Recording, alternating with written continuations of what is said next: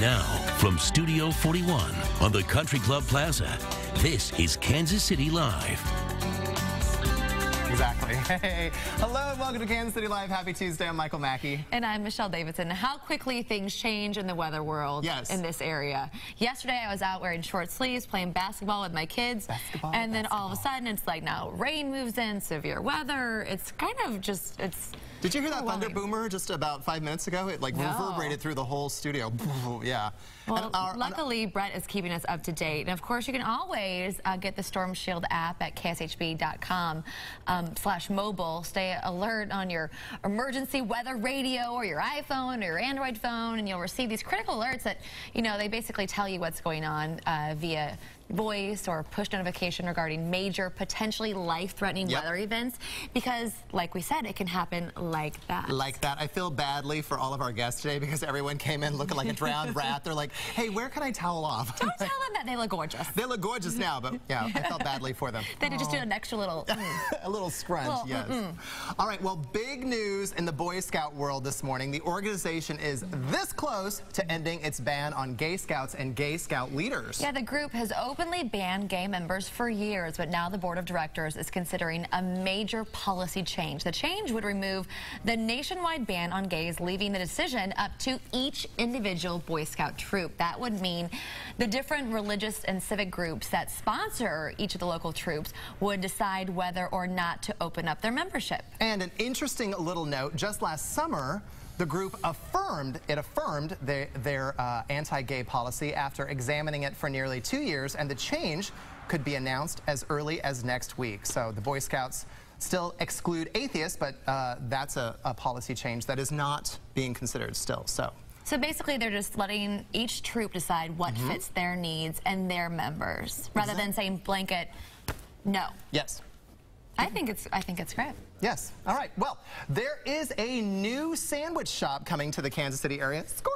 Potbelly Sandwich Shop is moving into the plaza. Yeah, the Kansas City Star's Business Journal says Highwood Properties, the owner of the plaza, confirmed this on yesterday. Yep. Yeah.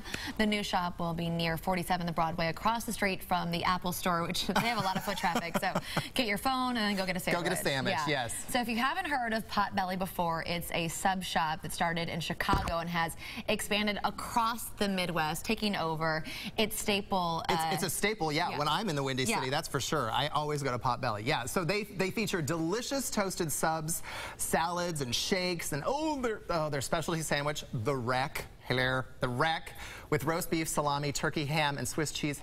Yum. So from various job postings around the web, it looks like they are hoping to open in perhaps May or June of this year. Potbelly. All right, well, we have some sad news. Many think of her as the First Lady of Kansas City, known for her selflessness and compassion. Adele Hall, local philanthropist and wife of Hallmark chairman Donald J. Hall, has passed away. According to the Hall family, Mrs. Hall died on Saturday while in Hawaii with her husband.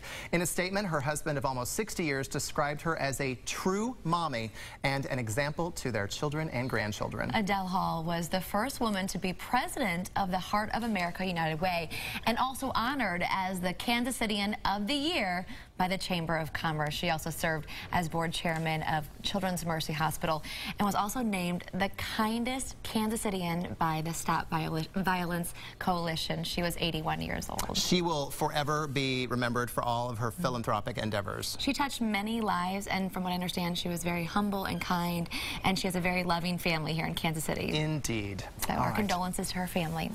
Well, yesterday morning we talked about a theater in Rhode Island that is experimenting with tweet seats, a special section in the back of the theater where you're encouraged to use your cell phone. Encouraged. Yeah, so you can tweet throughout the show. During the movie, yes. So we asked on our Facebook page how you felt about allowing smartphones in the theaters, and our viewers, you guys are not fans. No. So Lindsay Bray wrote, "Get off your phone." She typed it, yes, and enjoy the show. You might miss something real important if you have your head buried in your phone. Yes, I agree, Lindsay. Susie Hatfield said phones have become a nuisance in public. At the movies, when the lights are off and the movie is in session, your eyes are naturally drawn to the phone screen. I would like to see theaters install signal blockers so there would be no service during the movie. Susie's not messing around. She's hardcore, serious, like, knock it out. Signal blockers. Ooh, go Susie. All right. Well, it's Tuesday, January 29th. Time for Fill in the Blank Day, where we celebrate holidays you probably didn't even know existed. It's National Corn Chip Day. Where are corn chips? Yeah, they're not on my diet. Do you like corn chips? Oh, yeah. Okay. Yeah. I like it with chili.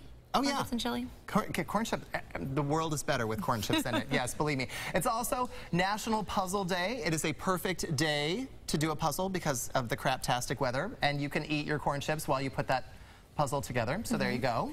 It's also Kansas Day. I know. Yeah, Kansas birthday. Kansas Day commemorates the admission of the state as the 34th state in the Union on January 29th, 1861. Schools have been marking the anniversary since 1877 by learning more about their state's history. So I'm sure those kids will be coming home today with talking all about fun facts about Kansas. It's Kansas's birthday, and it's also Tom Selleck's birthday. I just randomly read that on Facebook. So happy birthday, Kansas.